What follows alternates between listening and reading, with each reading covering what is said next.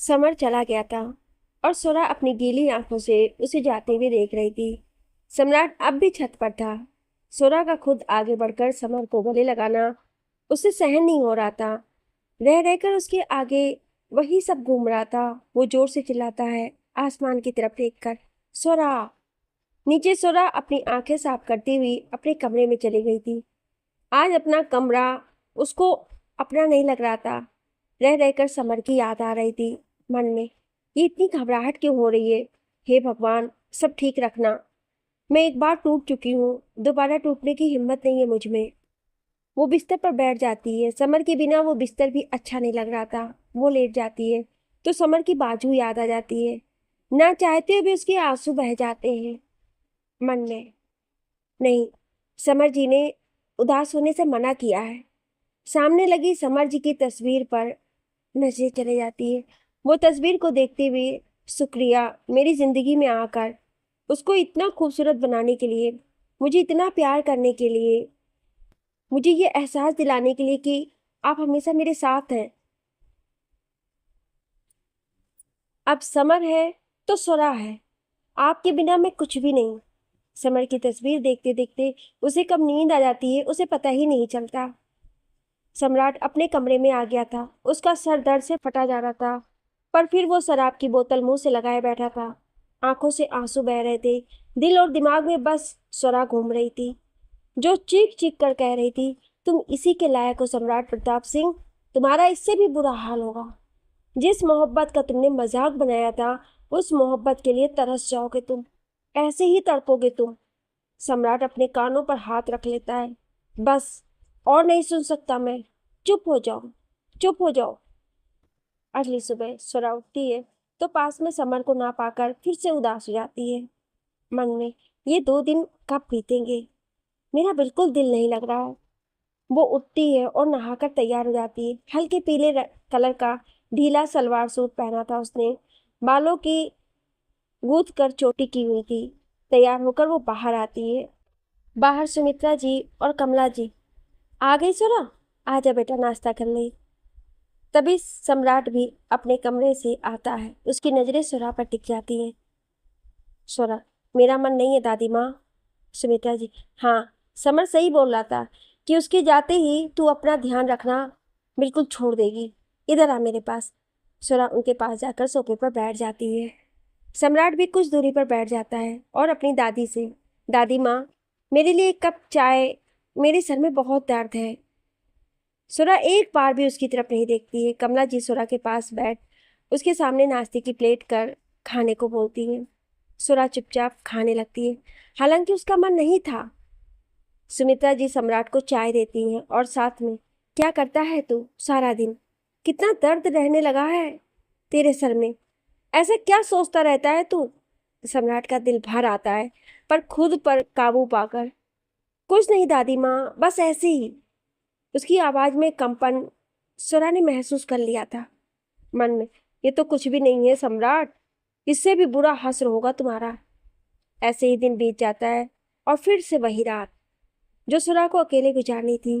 वो कमरे में बैठ, आज का दिन और फिर परसों तो समर जी मेरे साथ होंगे। पता नहीं एक बार भी फोन क्यों नहीं आया उनका। आज भी वो समर की तस्वीर से बातें करती करती सो गई थी। अगले दिन दोपहर का वक्त, सोरा और सुनीता जी बाहर ही बैठे थे। कमला जी और बाकी सब कहीं बाहर गए थे और सम्राट भी बाहर ही बैठा था। ऐसा बहुत कम होता था कि सोरा और सम्राट एक साथ बैठे हों, पर सुमित्रा जी के कारण दोनों वहीं थे। जहां सम्राट बार बार सोरा को देख रहा था, वहीं सोरा उस पर कोई ध्यान नहीं देती है। सम्राट एक बार बात करना चाहता था सोरा से, पर कैसे? सुमित्रा जी को कोई काम याद आ जाता है तो वो सोरा से, मैं आई अभी, यहीं बैठना। सोरा, जी दादी माँ। रह जाते हैं बस सम्राट और सोरा। सम्राट बात करने की हिम्मत जुटाता है कि इतने में फोन की घंटी बजती है। सोरा पास में बैठी थी तो वो फोन उठा लेती है। हेलो, सोरा बोलती है, पर दूसरी तरफ से कोई कुछ नहीं बोलता है। सोरा हेलो हेलो करके फोन रख देती है। तभी सम्राट बोलता है, सोरा। सोरा के हाथों की मुट्ठी कस जाती है, पर वो तो ना तो उसकी तरफ देखती है और ना कुछ बोलती है। सम्राट, एक बार मेरी बात तो सुन लो प्लीज। मुझे तुम्हें बताना है कि मैं कितना प्यार। स्वरा बीच में, कौन है आप? क्या हम जानते हैं एक दूसरे को? मुझे तो नहीं लगता। माफ कीजिएगा, मैं अजनबियों से बात नहीं करती। सम्राट की आंखों में हल्की सी नमी तैर जाती है। तभी सुमित्रा जी वापस आती हैं। सम्राट उठकर चला जाता है। उसके दिमाग में बस एक बात घूम रही थी, अजनबी। सर का दर्द फिर से शुरू हो गया था। सुरा को बहुत बेचैनी होने लगती है, दिल बहुत घबरा रहा था उसका। सुमित्रा जी बाहर आती हैं उसे देखकर। क्या हुआ सुरा तुझे? तू ठीक है ना? सुरा, पता नहीं दादी, कुछ अजीब सा लग रहा है। मैं थोड़ा टाइम छत पर जाऊं? बेटा, ऐसी हालत में? दादी माँ, मैं ध्यान से जाऊंगी, पर मुझे जाने दो। ठीक है ठीक है, चल मैं भी तेरे साथ चलती हूँ। दोनों छत पर जाने लगती हैं। अभी आधी सीढ़ियां ही चढ़े थे कि सुमित्रा जी को कोई आवाज लगाने लगता है। सोरा, दादी माँ आप जाइए, मैं चली जाऊंगी। ये बोल सोरा धीरे धीरे छत पर चली जाती है। वो झूले पर बैठ आंखें बंद कर लेती है। मन को बहुत सुकून मिलता है। ऐसा लगता है जैसे समर भी आसपास ही है। मन में, कब आओगे तुम? ये 2 दिन 2 साल के जैसे लग रहे हैं। एक बार आ जाओ, फिर दोबारा नहीं जाने दूंगी तुम्हें कहीं भी। काफी टाइम वो ऊपर ही बैठी रहती, फिर सोचती है नीचे दादी अकेली हैं, उनके पास जाती हूँ। वो धीरे धीरे कदम बढ़ाते आगे बढ़ती है कि पता नहीं कहाँ से एक बिल्ली अचानक वहां आ जाती है और सुरा के पैरों में उलझ जाती है। जिसे बचाने के चक्कर में सुरा खुद संभल नहीं पाती और सीढ़ियों से गिर जाती है। सुमित्रा जी उसको देखकर जोर से चिल्लाती हैं, सुरा। उनकी आवाज सुन सम्राट भी बाहर आता है। सुरा को देखकर दिल धक सा रह जाता है उसका। सुमित्रा जी जल्दी से सुरा के पास जाकर देखती है कि उसके सर से खून बह रहा था और वो बेहोश हो गई थी। सम्राट के कदम आगे नहीं बढ़ पा रहे थे और ना ही सुरा को छूने की उसकी हिम्मत थी। सुमित्रा जी उसको देखकर, खड़ा क्या है? जल्दी सुरा को अस्पताल ले चल, जल्दी कर। अगर इसे कुछ हो गया तो समर का क्या होगा? ड्राइवर, गाड़ी निकालो जल्दी, सुमित्रा जी रोते हुए बोलती हैं। हिम्मत कर। सम्राट सुरा के पास जाता है, पर हाथ साफ नहीं दे रहे थे। ऊपर से सुमित्रा जी, क्या सोच रहा है, उठा सुरा को। सम्राट अपनी आंखें बंद कर एक गहरी सांस ले उसे जल्दी से गोद में उठाता है, तो आंखों के आगे वही पल घूमता है जब सम्राट ने सुरा को बेहोश कर ऐसे ही बाहों में उठाया था। लंबे लंबे कदम भरता हुआ वो सुरा को गाड़ी में लिटा देता है। सुमित्रा जी सुरा के पास बैठी थी और सम्राट खुद गाड़ी चलाने लग गया था। जितनी जल्दी हो सके उतनी जल्दी वो गाड़ी चलाता है। आंसू उसकी आंखों में भी बह रहे थे। वो अस्पताल पहुंच जाते हैं। डॉक्टर जल्दी से सुरा को अंदर ले जाते हैं। सुमित्रा जी का रो रो कर बुरा हाल था। बुरा हाल सम्राट का भी हो गया था, पर वो ना तो किसी से कुछ कह सकता था और ना ही खुलकर रो सकता था। अंदर ही अंदर घुट रहा था वो। इतने में नर्स आकर, आप पेशेंट के हस्बैंड हो? सम्राट का दिल धक धक करने लगता है। नर्स फिर से, आप पेशेंट के हस्बैंड हो? प्लीज ये फॉर्म साइन कर दीजिए। ये पेशेंट का कोई नहीं है। पीछे से समर की आवाज आती है। सम्राट पीछे मुड़कर देखता है तो सामने से समर चलकर आ रहा था। सम्राट की नजरें झुक जाती हैं। समर उसके पास जाकर हाथ जोड़कर, मेरी बीबी को टाइम पर हॉस्पिटल लाने के लिए शुक्रिया। आपका यह एहसान रहेगा मुझ पर। सम्राट के आंसू बह जाते हैं। भाई, वो बस इतना ही बोलता है। समर उस पर ध्यान न देकर नर्स से, मैं हूं उनका हस्बैंड। तभी डॉक्टर बाहर आते हैं। समर जल्दी से उनके पास जाकर, कैसी है मेरी सोरा? डॉक्टर, वो ठीक है ना? मेरा बच्चा वो ठीक है ना? उसकी आवाज उसका साथ नहीं दे रही थी। डॉक्टर, देखिए, मैं आपको कोई झूठी उम्मीद नहीं देना चाहता। आपकी वाइफ की हालत बहुत खराब है। हम माँ और बच्चा दोनों में से किसी एक को बचा सकते हैं। ये सुन समर को एक धक्का लगता है और सम्राट को भी। समर, ये कैसी बातें कर रहे हैं आप? मेरे लिए दोनों बहुत जरूरी है। आप कुछ भी कीजिए, मेरी सुरा और मेरे बच्चे दोनों को बचा लीजिए। ये बोल वो फूट फूट कर रोने लगता है। प्लीज डॉक्टर, प्लीज, मैं दोनों के बिना नहीं रह सकता। डॉक्टर, हम अपनी तरफ से पूरी कोशिश करेंगे, पर चांस बहुत कम है। आप प्लीज जल्दी बताइए, आपको आपकी वाइफ सेफ चाहिए या आपका बच्चा? समर के हाथ पैर सुन्न हो जाते हैं। सम्राट से अपने भाई की हालत देखी नहीं जा रही थी। सुमित्रा जी समर को पकड़ते हुए, आप सुरा को बचाइए डॉक्टर। समर मन में, ये कैसी दुविधा है? अगर मैं सुरा को बचाता हूँ तो उसे लगेगा कि मैं इस बच्चे को दिल से नहीं अपना पाया था, इसलिए एक अपराधी बन जाऊंगा मैं, उसकी नज़र में भी और खुद की नज़र में भी। समर, नहीं डॉक्टर, आप बच्चे को बचाइए। सम्राट हैरानी से उसकी तरफ देखता है। डॉक्टर, एक बार फिर सोच लीजिए मिस्टर समर। समर अपने आंसू पीते हुए, नहीं डॉक्टर, आप बच्चे को बचाइए। मन में, अगर मैंने सुरा को बचा भी लिया तो भी हमेशा के लिए खो दूंगा। डॉक्टर चले जाते हैं। समर सुमित्रा जी के गले लग बहुत रोता है। दादी, ये क्या हो गया? आप भगवान से बोलिए ना, मुझे दोनों चाहिए, मैं दोनों के बिना नहीं रह सकता। मन में, भगवान प्लीज इतना बेरहम मत बनो। समर की हालत देखकर सम्राट की आंखों से भी आंसू बह जाते हैं। मन में, मोहब्बत तो सिर्फ भाई ने की है, मेरा प्यार तो इसके आगे कुछ भी नहीं। कुछ देर में डॉक्टर बाहर आते हैं। मुबारक हो, बेटी हुई है। समर आस भरी नजरों से उनकी तरफ देखता है। डॉक्टर, आपकी वाइफ भी ठीक है मिस्टर समर। समर खुशी के मारे डॉक्टर को ही गले लगा लेता है। डॉक्टर उसके जज्बात समझते हुए, मिस्टर समर, आपकी वाइफ वैसे तो ठीक है बट बहुत कमज़ोर हो गई है। मैं हैरान हूँ ये देखकर भी कि इतनी मुश्किलों के बाद भी वो ठीक है। यह आपका प्यार ही है जो उन्हें वापस ले आया है। समर अपनी आंखें साफ करते हुए, क्या मैं मिल सकता हूँ सुरा से? डॉक्टर, नहीं, अभी वो बेहोश है, जैसे उन्हें होश आएगा आप मिल लेना। सुमित्रा जी समर को सीने से लगा लेती है। मेरा बच्चा, क्या हालत कर ली है तूने रो रो कर। चुप हो जा, घर में लक्ष्मी आई है, रोकर उसका स्वागत करेगा। सम्राट भी वहीं खड़ा था, मन ही मन वो भी भगवान का शुक्रिया कह रहा था। सुमित्रा जी समर को अस्पताल के अंदर बने मंदिर में ले जाती हैं। सम्राट अब भी वहीं खड़ा था। इतने में एक दूसरी नर्स आती है जिसके हाथों में बहुत ही प्यारी सी एक बच्ची थी। सम्राट को देखकर, बच्ची के पिता आप ही हैं? सम्राट का दिल और दिमाग दोनों सुन्न हो जाते हैं। अब तक तो बस वो सुरा के बारे में सोचता था, पर अब आंखों के सामने उसकी बेटी, जिसे वो अपनी गोद में भी नहीं ले सकता। नर्स उसके पास आते हुए, आप ही है ना बच्ची के पिता? सम्राट, जी, वो मना नहीं कर पाता। नर्स उसकी तरफ बच्ची को बढ़ाते हुए, लीजिए, अपनी बच्ची को गोद में लीजिए। सम्राट के दिल पर क्या बीत रही थी ये वही जानता था। वो अपने दोनों हाथ आगे करता है। नर्स उसके हाथों में उस प्यारी सी बच्ची को देने लगती है कि समर बीच में अपने हाथ करता हुआ, बच्ची का पिता मैं हूँ, ये नहीं। और वो उस मासूम को अपनी गोद में ले लेता है। सम्राट की उंगली से जरा सी उंगली उस मासूम को छू जाती है। एक अलग सा एहसास उसको छू कर जाता है।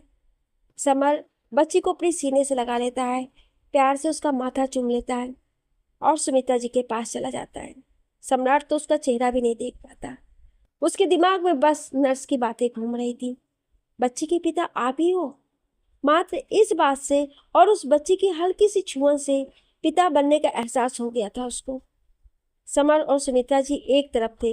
नर्स बाहर आकर समर से, आपकी वाइफ को होश आ गया है। समर और सुमित्रा जी अंदर बढ़ जाते हैं। समर ने अब भी अपनी बच्ची को सीने से लगाया हुआ था। सम्राट की आंखों से आंसू बह जाते हैं, उसके हाथ हवा में ही रह जाते हैं। मन में, आज मुझे एहसास होगा कि मैंने क्या खोया है। समर अंदर जाकर सोरा को देखता है तो दोनों के आंसू बह जाते हैं। समर उसके पास जा उसके माथे से अपना माथा जोड़कर बहुत रोता है। सोरा भी बहुत रोती है। दोनों के पास शब्द ही नहीं थे कुछ कहने को, पर उनके आंसू बहुत कुछ बोल रहे थे। खिड़की पर खड़े सम्राट के भी आंसू बह रहे थे। सुमित्रा जी दोनों को चुप करवाते हुए, चुप हो जाओ मेरे बच्चों, बुरा वक्त टल गया है, अब तो खुशियां मनाने का टाइम है। समर वैसे ही सोरा के माथे से माथा जोड़ते हुए, डरा दिया था तुमने तो यार, मुझे लगा मैं तुम्हें खो दूंगा। उसकी आवाज भी उसका साथ नहीं दे रही थी। सोरा, मुझे लगा कि मैं आपको एक नज़र देख भी नहीं पाऊंगी और ना ही अपने बच्चे को। समर उसका माथा चूमते हुए अलग होता है और उस मासूम सी बच्ची को अपने पास लिटाते हुए बिल्कुल तुम्हारी परछाई है। सुरा, मेरी नहीं, हमारी। सुमित्रा जी अपनी आंखें साफ करते हुए सुरा के पास जा, मेरी बच्ची, कितना डर गए थे हम सब। बाहर खड़ा सम्राट, उसका दिल कह रहा था भाग कर सुरा के पास जाए और उसे सीने से लगा ले, और साथ ही अपनी बच्ची को भी सीने से लगा ले। इतने में बाकी घर वाले भी आ जाते हैं और सम्राट की तरफ ध्यान दिए बिना कमरे में चले जाते हैं। अपनी माँ को देखकर समर एक बार फिर रो पड़ता है। इतने दिनों में राघवेंद्र जी और वीरेंद्र जी ने भी स्वरा को अपनी बहू के रूप में दिल से स्वीकार कर लिया था। स्वरा के बारे में सुन वो भी घबरा गए थे। सब लोग समर को शांत करवाते हैं। राघवेंद्र जी अपनी परपोती को गोद में लेते हैं। एक नोटों की गड्डी उसके ऊपर से वार कर नर्स के हाथ में दे देते हैं। सब लोग खुश थे, सारा परिवार वहां था, बस सम्राट को छोड़कर। बारी बारी से सब बच्ची को गोद में लेते हैं। सब उसे बहुत प्यार कर रहे थे। भाई हमारी गुड़िया का क्या नाम रखेंगे? कमला जी, समर और सुरा की समायरा, ये सुन सब लोग खुश होते हैं। सम्राट वहां से चला जाता है। कुछ देर में बाकी सब भी चले जाते हैं ताकि समर और सुरा को बात करने का मौका मिले। समायरा सो रही थी। सुरा एक टक समर को देख रही थी, जिसकी आंखों में अब भी हल्की सी नमी थी। समर उसकी तरफ देखकर, क्या हुआ? सुरा, आप तो कल आने वाले थे। समर, हाँ, काम जल्दी खत्म हो गया तो सोचा तुम्हें सरप्राइज दूंगा, पर तुमने तो मुझे झटका दे दिया। समर सुरा का हाथ पकड़ते हुए, सच में मैं बहुत डर गया था। तुम्हारे बिना जीने के बारे में मैं तो सोच भी नहीं सकता। तुम हो तो मैं हूं, वरना ये समर कुछ भी नहीं है। सुरा, गलत। समर है तो सुरा है। तुम्हारे बिना मैं कुछ भी नहीं, और अब मैं तुम्हें कहीं जाने नहीं दूंगी, समझे तुम? दोनों मुस्कुरा देते हैं। समर, अब तो मैं अपनी प्यारी सी बेटी को छोड़कर कहीं नहीं जाऊंगा। सम्राट बहुत तेज गाड़ी चला रहा था। दिमाग में कमला जी की बातें घूम रही थी, समर और सुरा की समायरा। वो गाड़ी को एक साइड में लगाकर अपना सिर सीट से टिका लेता है। उसे वो दिन याद आता है जब सुरा ने उसे बताया था कि वो प्रेग्नेंट है और सम्राट ने उसे बच्चा गिराने को कहा था। वो खींचकर एक थप्पड़ अपने मुंह पर मारता है और फूट फूट कर रोने लगता है। बहुत बड़ी गलती हो गई मुझसे, बहुत बड़ी। क्यों मैं समझ नहीं पाया कुछ भी। अपनी बच्ची को गोद में लेने के लिए, सीने से लगाने के लिए तरस रहा हूं मैं। बहुत बड़ी सजा मिली है मुझे, बहुत बड़ी। अपनी बच्ची को अपना नहीं कह सकता, उसे गोद में नहीं ले सकता, अपना प्यार खो दिया, अपना भाई खो दिया। इससे बुरा भी कुछ हो सकता है क्या? हॉस्पिटल में समर सोरा के पास ही बैठा था। नर्स सोरा से, आप आराम करिए अब। सोरा समर की तरफ देखकर, मुझे सुकून वाली नींद सोना है। तुम्हारे जाने के बाद मैं सोई नहीं हूं ढंग से। समर मुस्कुराते हुए उसके बालों में उंगलियां फेरने लगता है। मन में, इस पल के लिए तो मैं भी तरस गया। कुछ ही देर में सोरा सो जाती है। कमला जी वहां आकर, समर तू जा घर पर, थोड़ा आराम कर ले। जब तक सोरा सो रही है मैं हूँ इसके पास। जी माँ, ये कहते हुए उठता है और घर चला जाता है। जैसे वो घर पहुंचता है तभी सम्राट भी घर आता है। दोनों की नजरें मिलती हैं। जहां सम्राट आस भरी नजरों से समर को देख रहा था कि शायद एक बार भाई मुझसे बात कर ले, वहीं समर बेहद गुस्से से अपना चेहरा फेर कर आगे बढ़ जाता है। रात का समय, हॉस्पिटल में सोरा बैठी हुई थी और समर उसको खाना खिला रहा था। सम्राट को घर पर बहुत बेचैनी हो रही थी। वो बस एक बार समायरा को देखना चाहता था। रह रहकर उसके आगे वही पल घूम रहा था जब नर्स उसके हाथों में समायरा को देने वाली थी। उसके कदम हॉस्पिटल की तरफ चले जाते हैं। सोरा समर से, तुम भी खाओ, फिर अकेले कैसे खाओगे? समायरा पास रखे झूले में आराम से सो रही थी। दोनों अपना खाना खत्म करते हैं तभी सम्राट आता है और दोनों से छिपकर खिड़की पर खड़ा हो जाता है। सोरा, इधर आओ मेरे पास। समर उसके पास जाते हुए, क्या हुआ? सोरा समर के सीने से लगते हुए बेचैनी हो रही थी, जो अब दूर हो गई है। समर मुस्कुराकर उसको बाहों में भर लेता है। सम्राट अपनी नजरें हटा लेता है। वो बस एक नज़र समायरा को देखना चाहता था। जल्दी उसके कानों में समायरा के रोने की आवाज़ पड़ती है। समर जल्दी से उसे गोद में लेता है और सोरा को देता है। सम्राट बेचैनी से देख रहा था, पर अब भी वो चेहरा नहीं देख पाया था समायरा का। सोरा के चुप कराने पर भी समायरा चुप नहीं हो रही थी। समर, लाओ मुझे दो। समर समायरा को गोद में लेकर इधर उधर घूमने लगता है। वो फिर भी चुप नहीं हो रही थी। समर एक जगह बैठकर हल्के हल्के से उसके बालों में अपना हाथ घुमाने लगता है। समायरा भी एकदम चुप हो जाती है। दोनों हैरानी से एक दूसरे की तरफ देखते हैं। स्वरा, पहले तुमने मेरी आदत खराब की थी और अब समायरा की कर रहे हो। समर मुस्कुराकर स्वरा के पास बैठते हुए, ये सब तुम्हारी वजह से हुआ है। तुम ही ऐसे सोती हो तो मेरी बच्ची को भी आदत लग गई। दोनों समायरा को देखकर मुस्कुरा देते हैं। स्वरा समर के कंधे पर सिर टिकाकर, तुम हम दोनों का सुकून हो समर, और तुम दोनों मेरा।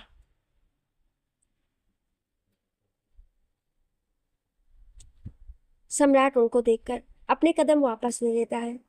सुरा समर के साथ कितनी खुश है ये उसे समझ में आ गया था। वो गाड़ी में बैठकर एक सिगरेट जलाकर होठों से लगा लेता है और फिर घर के लिए निकल जाता है। ऐसे ही कुछ दिन बीत जाते हैं। सुरा अब घर आ गई थी। हर कोई उसका और समायरा का बहुत ध्यान रख रहा था। समर तो बस जितना हो सके समायरा के पास रहता था। एक दिन सुरा अपने कमरे में थी और सुमित्रा जी समायरा को लेकर बाहर गार्डन में थी और समर कोर्ट से भी आया नहीं था। सम्राट अपने कमरे से निकलकर बाहर आता है तो गार्डन में समायरा को देखता है। अपनी बच्ची को गोद में लेने की इच्छा और उसे जी भरकर देखने की इच्छा उसको उस तरफ खींच लेती है। वो सुमित्रा जी के पास खड़ा होकर समायरा को देखता है। दिल को ठंडक मिल गई थी मन में। वाकई बिल्कुल सुरा की परछाई है। वो उसकी तरफ देखकर मुस्कुराते हुए मन में सोचता है। उसके हाथ समायरा की तरफ पड़ जाते हैं। वो प्यार से उसके बालों को सहलाता है।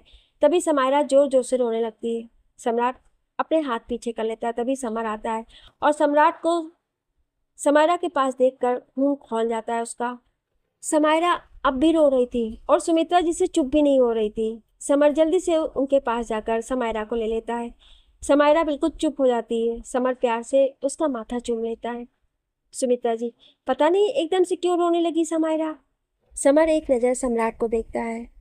फिर मेरी बेटी को भी अपने और पराये की पहचान है दादी, ये बोलता वो अंदर चला जाता है। उसकी बातें सम्राट के दिल पर लगती हैं। बस एक आंसू नहीं बहते उसके, बाकी कोई कमी नहीं रह गई थी। वो घर से बाहर चला जाता है। समर समायरा को अपने सीने से लगाए कमरे में जाता है। सोरा, तुम कब आए?